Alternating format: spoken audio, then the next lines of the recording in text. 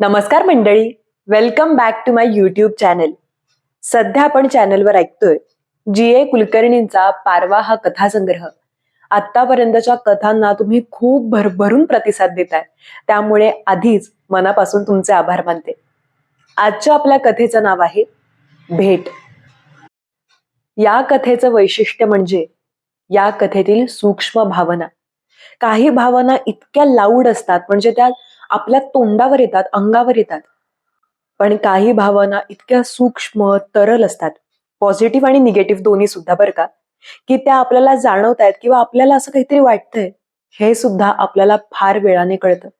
हेच आपल्या डोळ्यांसमोर आणणारी आपली आजची कथा. ऐकूयात भेट.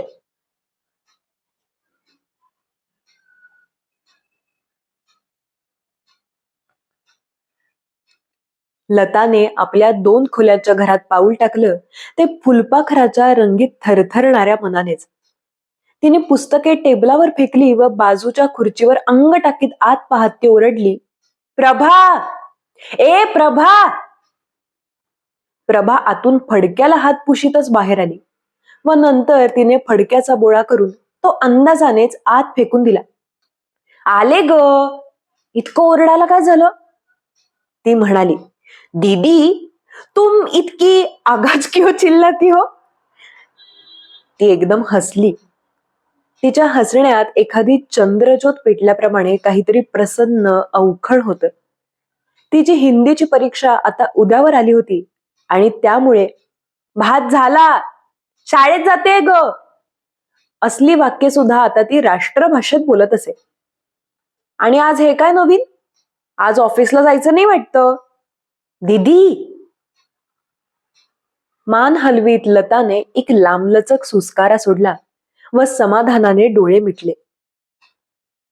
तिच्या नितळ चेहऱ्यावर आज आनंदाची तलम झळक होती. आज कितीतरी दिवसांनी तिचा चेहरा असा स्वच्छ, मनमोकळा दिसत होता. नाहीतर सकाळचे कॉलेज आटपून ती घरी आली की तिची नाजूक आकृती खुर्चीवर थोडा वेळ आकसून मनाचे सारे धागे स्वतःभोवती गुंडाळून बसायची. नंतर जेवणाकडे तिचं लक्षच नसे, कारण मग ऑफिसची छाया तिच्या मनावर असे. संध्याकाळी घरी आल्यावर तर खाणेपिणे नको, कोणाशी बोलायला नको, असे अगदी आंबल्यासारखे तिला वाटे. कधी जर वेळात वेळ काढून एखादी इंग्रजी कादंबरी वाचायला मिळाली तर जागे झाल्याप्रमाणे तिचे मन उजळत असे. पण असे प्रसंग क्वचित. धुंद जगाची अनेक चित्रे घेऊन पुष्कळशी पुस्तके रंगीत आवरणात कॉलेज लायब्ररीत येत. अनेक जण ती घेऊन जात, पण लता मात्र त्या कपाटासमोर उपाशी पोराप्रमाणे हावरी उभी राहत असे. थोडा वेळ तिच्या आयुष्यावरील सुरकुत्या नाहीशा होत आणि त्यात अपेक्षांचे, इच्छांचे प्रतिबिंब तलावातील चांदण्यांप्रमाणे स्वच्छ पडत असे. पण नंतर पुन्हा मुखवटा चढे. कंटाळवाण्या आयुष्याचा धागान धागा विरल करणाऱ्या दिवसांची पावले उमटत आणि ती मुकाट्याने त्यांच्या मागोमाग चालू लागे. संध्याकाळी समोर ठेवलेला चहा तसाच निवून जात असे. प्रभाचे शब्द अंगावर पडून तसेच खाली ओघळून जात. त्यामुळे तिला आज असे प्रसन्न, उमलल्यासारखे पाहून प्रभाला आनंदाने हुरहुरल्यासारखे झाले व कृतज्ञतेचा ओलसर हात तिला स्पर्शून गेला. आपल्या आईच्या मागे या आपल्या थोरल्या पण अगदी लहान, नाजूक, कर्दळीप्रमाणे दिसणाऱ्या बहिणीने आपला पदर कसा आपल्यावर टाकला याची तिला एकदम जाणीव झाली व तिच्या डोळ्यांच्या कडा ओलसर झाल्या. ती लताच्या बाजूला येऊन उभी राहिली व तिने तिच्या डोक्यातील फूल उगाचच सारखे केल्यासारखे केले.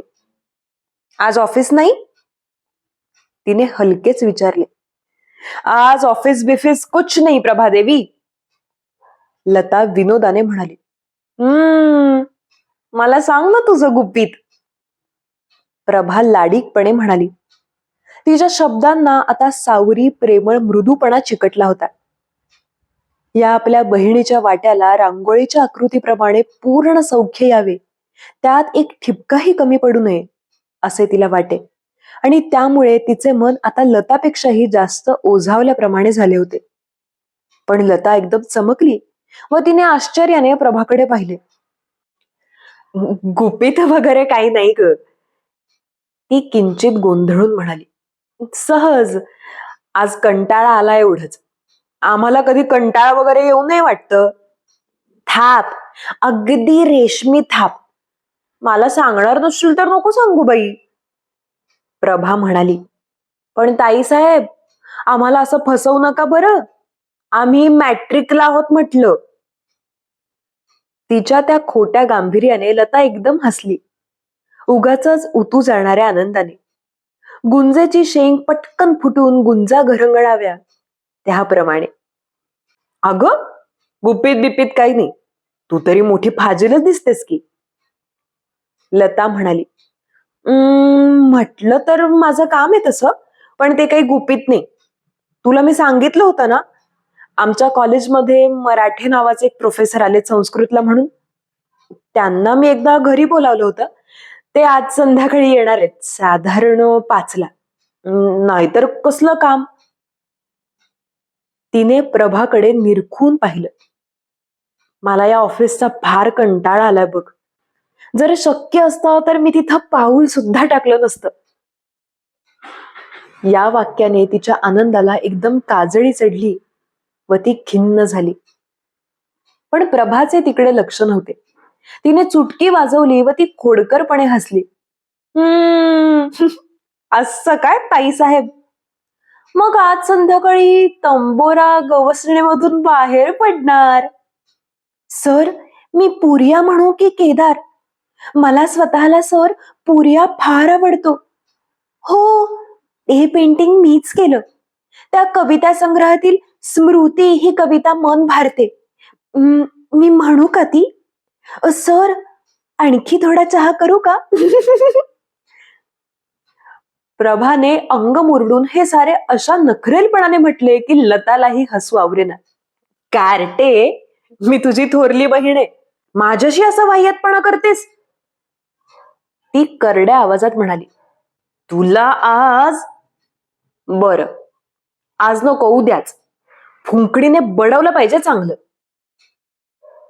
गेल्या 5 वर्षांत लताने तिच्या अंगाला हात लावला नव्हता.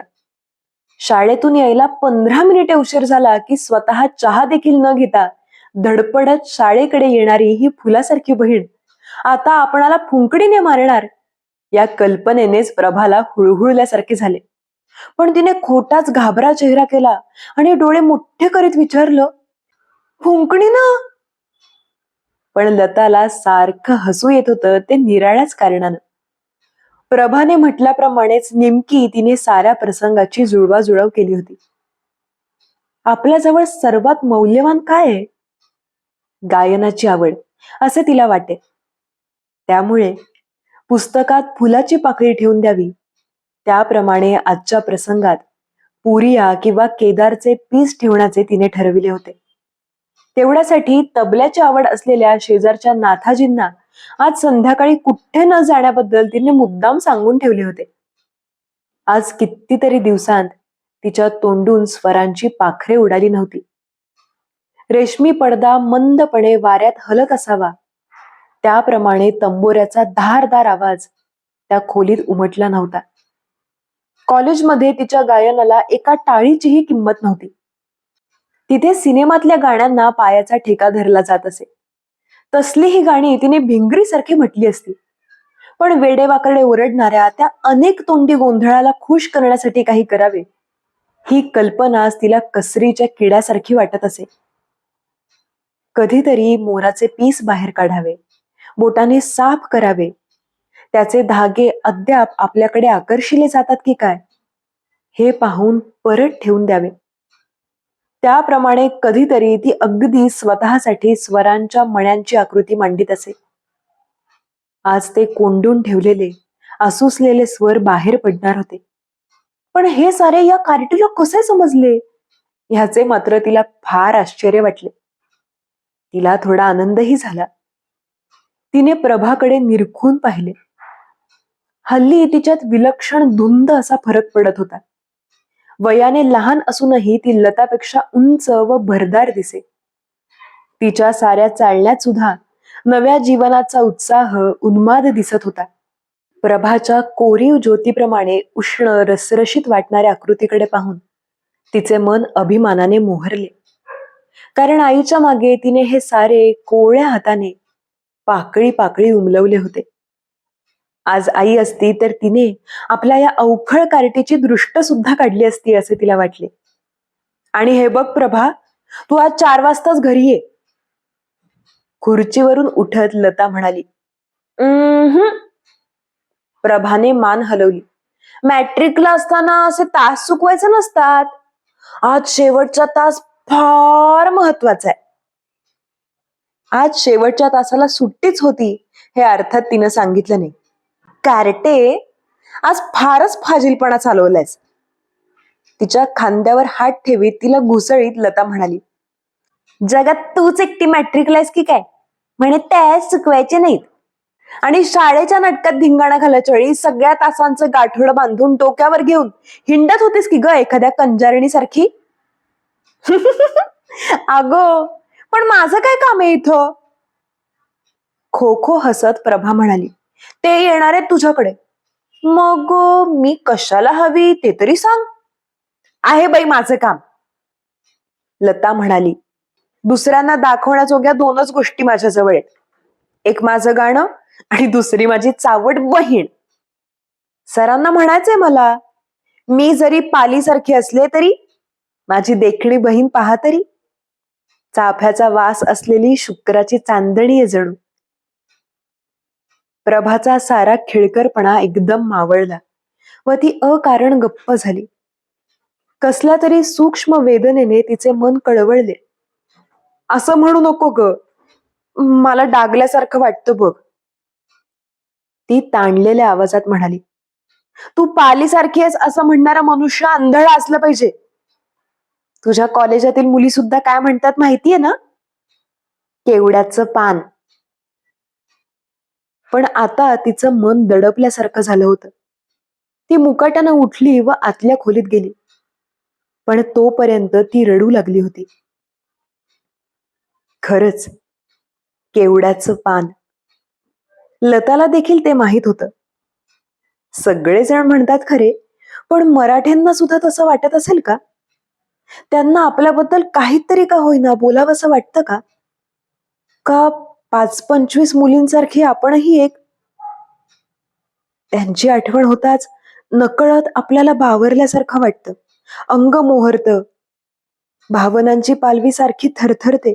हे सारं त्यांना सांगू तरी कसं? केव्हा? अनेकदा तिने त्यांना घरी बोलावलं होतं. दुसऱ्या 1-2 मुलींकडे ते गेलेही होते. पण मग आपल्यालाच त्यांनी का वगळलं? आजही ते येणार आहेत, ते सुद्धा कंटाळूनच का? लताला एकदम अस्वस्थ वाटू लागलं व ती उठली. थोड्या वेळाने प्रभा शाळेत निघून गेली. जाताना ती काही बोलली नाही, पण ती 4 वाजता येणार हे लताला माहित होतं.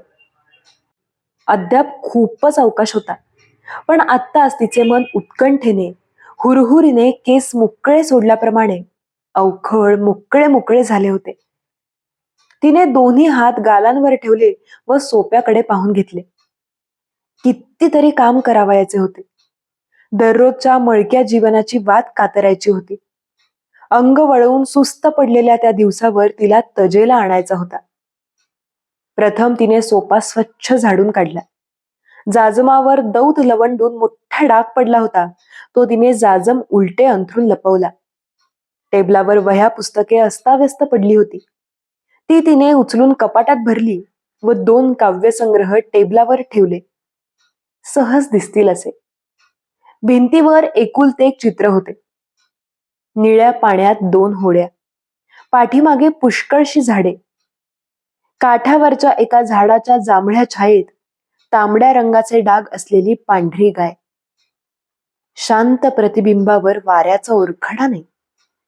निळ्या निळ्या आकाशात ढगांच्या तुकड्यांचे असमाधान नाही. त्या चित्रावरील काच पुसण्यासाठी तिने ते खाली काढून घेतले. त्याच्याकडे पाहत असताना तिच्या जाणीवेत दुःखाची, निराशेची एक कळ क्षणभर सळकली. तिला चित्रकार व्हायचं होतं. जलरंगांच्या कोमल तरल छटा तर तिच्या मनाभोवती रंगीत किरणांप्रमाणे फिरत. पण ते तिला जमलं नाही. ते एक असमाधान आयुष्यात राहून गेलं. रुतलेल्या काट्याप्रमाणे ते अनेकदा अचानक सलते. इतर सारे आयुष्य अर्थहीन वाटते आणि आठवणीचे भूत हुरहुरीच्या कानाकोपऱ्यात असहाय्य हिंडते. तिने कुंद मनाने काचेवरून ओले कापड फिरवले. सारे रंग आठवल्याप्रमाणे जिवंत झाले. नंतर बाजूच्या खुंटीवरील दोन्ही पातळे मुटका करून तिने आतल्या खोलीत ठेवली. खुर्चीवरील उशीचा अभ्रा तिने काढला व त्याऐवजी प्रभाने रंगीबेरंगी पक्षी भरलेला स्वच्छ अभ्रा घातला. तंबोऱ्याची गवसणी काढून तो अगदी सहज दिसेल अशा तऱ्हेने समोरच्या कोपऱ्यात ठेवला. तिने त्या तारांना नाजूक बोटांनी सहज कुरवाळले आणि त्यातून स्वर बाहेर पडताच तिचे मन आनंदाने सुगंधी झाले.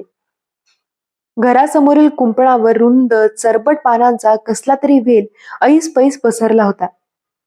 त्यात मधून मधून गुलबक्षीची फुले लाल डाग पडल्याप्रमाणे दिसत. पण त्यामागे शेजारच्यांची बाग होती व जरा हात लांब केला तर गुलाबाचे एखादे फूल सहज हाताला लागले असते. तिने एक अर्धा उमललेला पिवळा गुलाब लांब देठासह तोडला व एका ग्लासात पाणी घालून त्यात तो ठेवून ग्लास टेबलावर ठेवला. हे सारे झाल्यावर तिने मुद्दाम दारात उभे राहून आत पाहिले व तिच्या साऱ्या उत्साहावर पाणी पडले. खोलीचे दृश्य एकदम नजरेत भरावे असे तेथे काहीच नव्हते. ती आत आली व निमूटपणे उभी राहिली. हेच एवढं माझ्याजवळ आहे. जर शक्य असतं तर उंटांचा तांडा चाललाय असं चित्र असलेला गालिचा मी तुमच्यासाठी अंथरला असता. खिडक्यांवर तलम रेशमी पडदे सोडले असते व खुर्चीऐवजी लाल कातड्याचा कोच ठेवला असता. पण माझ्याजवळ एवढेच आहे, एवढेच आहे. ती आत गेली. एका स्वच्छ ताटात तिने 3 कपबशा ठेवल्या, थोड्या जाड वर रुंद निळा पट्टा असलेल्या. एकीचे खूप टवके उडाले होते. त्यांच्या बाजूला बिस्किटांचा छोटा पुडा. मराठे सिगारेट फार ओढतात हे तिला माहित होतं, म्हणून येताना तिने पर्समधून 5 आण्यांचे एक पाकिट सुद्धा आणले होते. दुकानदाराने आश्चर्याने कोणते पाकिट म्हणून विचारताच ती पार गोंधळून गेली होती. तिने एकदम समोर बोट दाखवले होते व ते पाकिट पर्समध्ये घालून ती घरी आली होती. सिगारेट विकत घेताना जर तिला तिच्या मैत्रिणींनी पाहिलं असतं तर त्या 15 दिवस सारख्या खिदळल्या असत्या. अजून 4:15 होती. लता बाहेर पाहत खिडकीपाशी उभी राहिली. आता मात्र हुरहुर तिच्या भोवती पंख थरथरत सारखी फिरू लागली. इतक्या वेळा बोलावल्यानंतर मराठ्यांनी यायचं कबूल केलं. त्यांना आपलं काहीतरी आवडावं, फार आवडावं असं तिला वाटू लागलं. पण आवडेल का? त्यांच्याशी पुस्तके, काव्य, इंग्रजी चित्रपट इत्यादींविषयी बोलताना आपणाला फारच थोडी माहिती आहे याची तिला सारखी जाणीव व्हायची. शब्दांचा सुगंध, काव्यातील तरल छटा त्यांच्या बोलण्यात अशा मुग्ध जादूने प्रकट व्हायच्या की तिला अनेकदा कौतुकाने वाटे. त्यांच्या फुंकरीने शब्दांतील निद्रित सौंदर्य एखाद्या राजकन्येप्रमाणे जागे होते. पण त्यांना संगीताची मात्र तितकीशी माहिती नव्हती. म्हणूनच तिला वाटलं आपल्या गाण्यातील एक स्वर जरी त्यांना आवडला तरी त्यांना वाटेल या मुलीच्या जीवनातही रंगीत रेशमी धागा आहे. या निव्वळ कल्पनेनेच तिचे मन अपेक्षेने जडावले. बाकीचे माझे जीवन क्षुद्र आहे, धडपडीचे आहे. बाकीच्या मुली बरोबर असल्या की त्यांच्या बाजूला मी गोडपाटासारखी दिसते. तोच कंपाऊंड मधील रस्त्यावर सायकलीचा आवाज झाला व मुख्य बंगल्याला वळसा घालून मराठे समोर आले. लता पटकन दारात आली व ती किंचित हसली. पण तिचे अंग थरथरत होते. शब्द आपल्या तोंडातून एकमेकाला चिकटून बाहेर कोलमडतायत असं तिला वाटलं. मला वाटलं आज तुम्ही येणार नाही सर, ती कशी बशी म्हणाली. नंतर ती लगबगीने आत आली. तिने उशी उगाच सारखी केली व म्हटले, बसा ना सर. येणार नाही कसा? घड्याळाकडे पाहत मराठी म्हणाले, मला आणखी एका ठिकाणी जायचंय म्हणून चांगला 1 तास आधी आलो की. तुमची काही हरकत नाही ना? छे, हरकत कसली. लता हसली, पण नंतर इतका वेळ रचून ठेवलेले तिचे सारे बेत ढासळले. आधी चहा देऊन मग बोलत बसावे, की थोडा वेळ नुसतेच बोलत बसावे? तोपर्यंत प्रभाही येईल, मग आपल्याला इतके बावळटासारखे वाटणार नाही. असा विचार ती करते तोच मराठ्यांनीच त्यावर मार्ग सुचविला. तुम्ही बसा ना, ते म्हणाले. छान आहे हो तुमची खोली. आपल्याला बरे वाटावे म्हणून त्यांनी हे म्हटले हे लताने ओळखले. टेबलाखाली पडलेला मळका हातरुमाल तिच्या नजरेतून सुटला होता. कोपऱ्यात तिच्या सँडल्स उपड्या पडल्या होत्या आणि त्यातील एकीचा जुना तुकडे लावलेला तळ निर्लज्जपणे उन्हात होता. जाजमावरील शाईचा डागही पूर्णपणे झाकला गेला नव्हता. कोपऱ्यात एकाकी बसलेल्या माणसावर एकदम प्रकाश टाकावा त्याप्रमाणे तिचे मन दचकले आणि त्या दारिद्र्याने शरमून पुन्हा वेटाळून बसले. हे वॉटर कलर कोणी केलं? मराठींनी विचारलं. आपण ते चित्र पुसून ठेवले हे बरे झाले, असे तिला वाटले व तिला एकदम नवा उत्साह वाटला.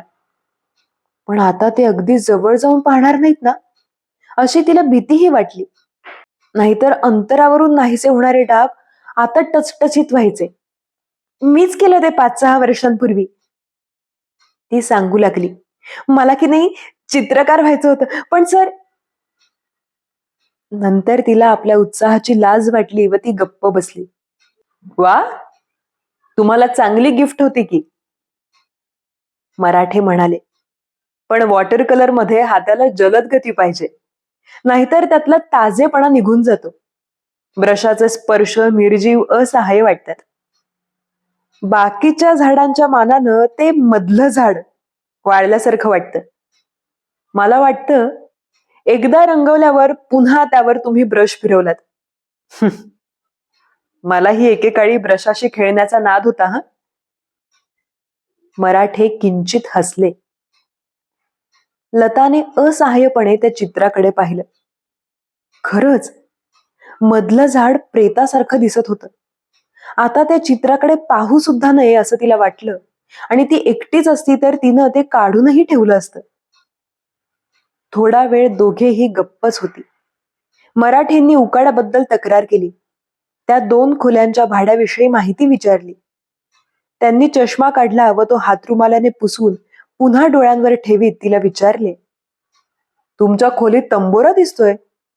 तुमच्या बहिणीला गाण्याची आवड वाटतं. लता एकदम बावरली. तिच्या मनाचा धागान धागा उजळून सोनसळी झाला. अंग चोरून बसलेल्या अनेक भावना पाखरांप्रमाणे एकदम उडाल्या. आता नाथाजींना तबला घेऊन यायला सांगायचंय व प्रभा अद्याप आली नाही, याची टोचणी तिला टोच मारू लागली.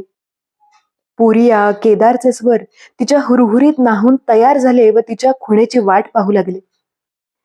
नाही, मीच गाते सर, मलाच थोडंसं येतं गाणं, ती म्हणाली व नंतरच्या त्यांच्या शब्दांसाठी थांबली. त्या शब्दांनी तिच्या अद्याप मूक भारलेल्या स्वप्नांना जाग येणार होती. त्यांच्या स्पर्शाने त्यांचे डोळे उघडणार होते. अरे वा, मराठे कौतुकाने म्हणाले. मग कधीतरी सवड काढून अवश्य यायला पाहिजे. ती हसली. पुन्हा उगाचच, निराशा झाकण्यासाठी. तिचे ताणलेले मन सैल झाले व धपापून दमल्याप्रमाणे शांत विकल बसले. 2-4 वाक्ये काहीतरी बोलली गेली. ती खोल बुडताना क्षणभर खळी, क्षणभर जागृती, मग कुठे काही खूण नाही. ती उठली व आत गेली. थोड्या वेळाने तिने चहा आणला व टेबलावर ठेवला. मराठेंनी एक बिस्किट घेतलं व चहाचा कप उचलला. करंगळीने त्यांनी हळूच चहाचं पान उचलून बाहेर टाकलं. माझ्या बहिणीला सुद्धा गायनाची फार आवड आहे, ते सांगू लागले. तिच्या आयुष्यात तीच एक धगधगीत ज्योत आहे. तिला काव्य, पुस्तकं कसलीच आवड नाही. पण ती गाऊ लागली की मला पैंजण वाजल्यासारखे वाटू लागतात. आणि त्यावेळी तिचा चेहराही असा प्रसन्न वाटतो की पुष्कळदा मला वाटतं की हे तिचं एकुलतं सुख जोपासणारं आयुष्य जर तिला मिळालं नाही तर तिच्या दुःखाला अंत नाही. तुम्ही जर कधी कोल्हापूरला आलात ना तर अवश्य या हं माझ्या घरी. माझ्या बहिणीलाही फार आनंद वाटेल तुमच्या संगतीत. मराठे गप्प झाले. त्यांच्या बोलण्यात औदासिन्याची एक मृदू छटा क्षणभर दिसली. लताने बरे या अर्थी फक्त मान हलवली. मराठ्यांनी चहा संपवून कप खाली ठेवला तोच तिला सिगारेटची आठवण झाली. सर, आज मी तुमच्यासाठी सिगारेटही आणलीये. ते पांढरे पाकिट त्यांच्यासमोर ठेवीत ती म्हणाली, छे, निष्कारण तसदी घेतलीत बुवा. मराठे म्हणाले, मी आपलं सहज आलो तर तुम्ही बिस्किट सिगारेट साधी व्यवस्था केली. माझ्याजवळ माझ्या सिगारेट्स असतातच. मला दुसऱ्या सिगारेटनी खोकला येतो. अहो, करायचं काय, कॉलेजमध्ये असल्यापासून भरमसाठ सिगारेट ओढतो मी. त्यामुळे एकाच सिगारेटची सवय झाली. मी माझी नेहमीची सिगारेट ओढल्यास रागावणार नाही ना? छे छे, राग कसला सर त्यात. लता म्हणाली व तिने ते पाकिट टेबलावर ठेवले व ती खिडकी बाहेर पाहू लागली. तोच प्रभा आली. ती आत गेली व तिने आपली पुस्तके तात्पुरती एका पाटावर ठेवली. लताचे मरगळलेले मन पुन्हा ताजेतवाने झाले. आता मात्र आपल्याजवळ असे काही विलक्षण सुंदर आहे की ज्यामुळे सर चकित होतील याची तिला जाणीव झाली. पुन्हा एकदा आत्मविश्वासाने तिचे शब्द खुलले. प्रभा, प्रभा, जरा बाहेर ये. तिने हाक मारली व मराठींना म्हणाली, सर, ही माझी धाकटी बहीण, यंदा मॅट्रिकला आहे, नाटकात सुद्धा भाग घेते. प्रभा बाहेर आली व तिने मराठ्यांना नमस्कार केला. एखादा किरण डोळ्यावर पडावा त्याप्रमाणे मराठे किंचित चमकले, पण लगेच त्यांनी स्वतःला सावरलं. तुम्ही मॅट्रिकला का? मग पुढच्या वर्षी या आमच्याच कॉलेजला. ते हसून म्हणाले, नाहीतर तुमची बहीण यंदा BA झाल्यावर कॉलेजातली एक स्मार्ट विद्यार्थिनी कमी होईल नाही का? प्रभा किंचित लाजली. लताला तिचा फार अभिमान वाटला, पण ती मराठ्यांना म्हणाली, पण अभ्यासात काही नाही सर, इंग्रजीत तिला परवा 14 मार्क मिळालेत. 14? मराठ्यांनी गांभीर्यानं विचारलं. अहो, हे फार झाले. माझ्या एका बहिणीला आतापर्यंत सर्वात जास्त म्हणजे 9 मार्क मिळालेत. सगळी जण एकदम हसली. ते हसणे लताच्या उदास मनावर फेसाच्या फुलांप्रमाणे पसरले, विरून गेले. हजार देठांची निराशा मात्र खाली आंधळेपणाने धडपडत राहिली. तापलेल्या लाल उरखड्यांची गुंतवळ तिच्या भोवती तिला स्पर्श करीत फिरू लागली आणि तिच्यापासून सुटण्यासाठी, थोड्या तकलुपी हसण्याच्या शिंपल्यात लपून राहण्यासाठी तिचे मन वेडी धडपड करू लागले. थोड्या वेळाने मराठे जायला उठले. मी येतो आता, मला आणखी एका ठिकाणी जायचंय. ते म्हणाले, पण पुढच्या खेपेला मात्र तुमचं गाणं ऐकण्यासाठी मी अवश्य येणार आहे बरं का. लता उठून उभी राहिली. प्रभाने कब्बशा आत उचलून दिल्या. मराठ्यांनी सिगारेटचे थोटू कुंपणाजवळ टाकले व ते बाहेर आले. आजूबाजूंनी दडपून टाकणाऱ्या आयुष्यातून वर येण्याची जीवघेणी धडपड करणाऱ्या या नाजूक दिसणाऱ्या धैर्यवान मुलीविषयी त्यांना फार कौतुक वाटले, अभिमानही वाटला. हे सारे ओघळलेल्या पोळ्याप्रमाणे वाया न जाता कधीतरी तिच्या आयुष्याला रंगरूप यावे अशी उत्कट इच्छा त्यांच्या मनात खोल रुजून राहिली. पण लताला मात्र या साऱ्यात काहीतरी राहून गेलं. जे हवं होतं ते दिसलं सुद्धा नाही अशी रुखरुख लागून राहिली. पण अजूनही तिला आशा होती. बंद मखमली डबीप्रमाणे वाटणारे क्षण सावकाश सरकत होते. तिला वाटले होते की त्यातील एक अद्यापही चटकन उघडेल, आतील हिरकणीचे तेज चमकेल, माणकांचा रक्तिमा उजळेल. पण तसे काही झाले नाही. फक्त सहानुभूतीची, आत्मीयतेची हिरवीगार थंड गवताची पाती. मराठ्यांनी सायकल घेतली व ते जाण्यासाठी वळले. बरे, येतो आता. ते म्हणाले. लता हसली, औपचारिक, केविलवाणे भाजलेल्या डागाप्रमाणे. आता या कधीतरी आणखी, ती म्हणाली. अरे हो, तुमच्या बहिणीला हाक मारा ना जरा. जाता जाता थांबून मराठे म्हणाले. लता आत वळली. प्रभा, सर जातायत ग. प्रभा बाहेर आली व मराठ्यांकडे पाहून हसली.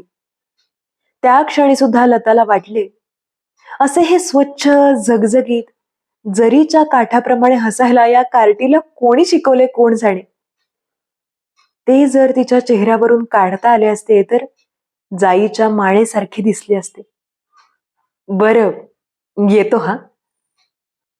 सर, येत चला हा वरचेवर. इयरिंग्स बरोबर मान हलवीत प्रभा म्हणाली आणि प्रत्युत्तरादाखल मराठे हसले. लता एकदम दचकली. इतका वेळ ज्यासाठी ती चाचपडत होती ते तिला एकदम दिसले होते. त्या हसण्यात जिवंतपणाचा कण होता. इतका वेळ पसरलेल्या निव्वळ प्रेमळ सहानुभूतीच्या उलसरपणातून उत्कट धगधगीत भावनेचा, अभिलाषेचा लाल लाल कोंब उमलला होता. पण तो तिच्यासाठी नव्हता. लता आत येऊन खुर्चीवर बसली. तिचे मन बधीर झाल्यासारखे झाले. तिच्या मनाचा प्रत्येक कण खाली मान घालून होता. इतका वेळ खेळत असलेला अपेक्षेचा उष्ण प्रवाह आता ओसरला व तिला गळल्यासारखे वाटले. सनई संपल्यानंतरची मूक विषण्णता तिच्यात भरून राहिली आणि वस्त्रातून एखादा तुकडा टर्कन हिसकावा त्याप्रमाणे तिचे मन दुखावले जाऊन त्याची सुते लोंबू लागली. आनंदाचा स्पर्श नाही, रागाची झळ नाही, दुःखाची देखील विषारी धार नाही. फक्त मूक ठसठसणारी असहाय्यता. घरट्यात पंखात चोच खुपसून झोपी गेलेला पक्षी तसाच गारठून मरावा त्याप्रमाणे ते हसणे लखलखीत निळ्या सुरीच्या पात्याप्रमाणे तिच्या समोर तरंगू लागले. इतका वेळ गहिऱ्या इच्छेचा जो चमक्या असलेला सुखद पडदा तिच्या भोवती होता त्यामधून ते पाते स्तब्ध व अचूक क्रौर्याने सभोवार फिरले आणि तिचे मन थंडी वाऱ्याला उघडे पडल्याप्रमाणे व्यथित झाले. त्याला अनेक आंधळ्या गाठी पडल्या. त्याचा काजव्याच्या प्रकाशासारखा नाजूक हिरवट प्रकाशाचा कण विझला व ते आपल्याच काटेरी गुंतवळीच्या कोशात अंग वळवून असहाय्य पडले. थोड्या वेळाने तिच्या ध्यानात आले की आता चांगलीच करकरीत संध्याकाळ झालीये व प्रभा आतून दिवा घेऊन येते. नंतर तिला आठवले की सारी दुपारभर आपण उभ्या पायांवर धडपडत होतो. तिने आपला चेहरा एका हातावर टेकला आणि दुखणाऱ्या डोळ्यांवर बोटे दाबीत ती प्रभाला म्हणाली, प्रभा, आज मला फार दमल्यासारखं वाटतंय बघ.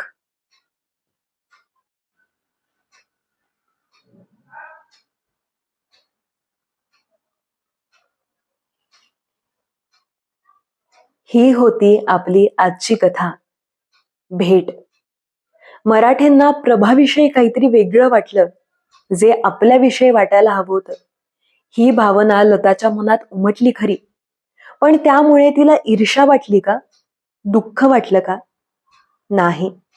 तिला काय वाटलं हे तिला सुद्धा कळलं नाही, पण त्याला हलकीशी निराशेची किनार मात्र नक्कीच होती.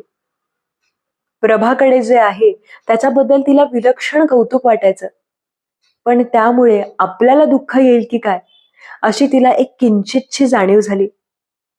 मी कथेच्या सुरुवातीलाच सांगितलं होतं की यातल्या भावना फार आपल्या अंगावर जोरात आदळत नाहीत, पण मनात एक हलकीशी दुःखाची जाणीव मात्र करून जातात. तसंच मला या कथेतही वाटलं. खरं सांगायचं तर प्रेम, आकर्षण या फार नाजूक भावना आहेत. आतापर्यंत आपण बरेचदा असं ऐकलेलं असतं की तू फार चांगली मुलगी आहेस किंवा मुलगा आहेस, पण त्या नजरेनं मी तुला कधीही पाहिलं नाही. आणि हे ऐकल्यानंतर जी एक भावना सरदिशी मनात उमटते, तीच भावना मला ही कथा ऐकून उमटली. तुम्हाला काय वाटतं हे कमेंट करून मला नक्की सांगा. आणि जर हे वाचन आवडलं असेल तर आपल्या चॅनेलला नक्की सबस्क्राईब करा, व्हिडिओला लाईक करा, हाईप द्या, म्हणजे हा व्हिडिओ जास्तीत जास्त वाचकांपर्यंत, श्रोत्यांपर्यंत पोहोचू शकेल. भेटूयात पुढच्या कथेमध्ये. तोपर्यंत धन्यवाद आणि थँक यू.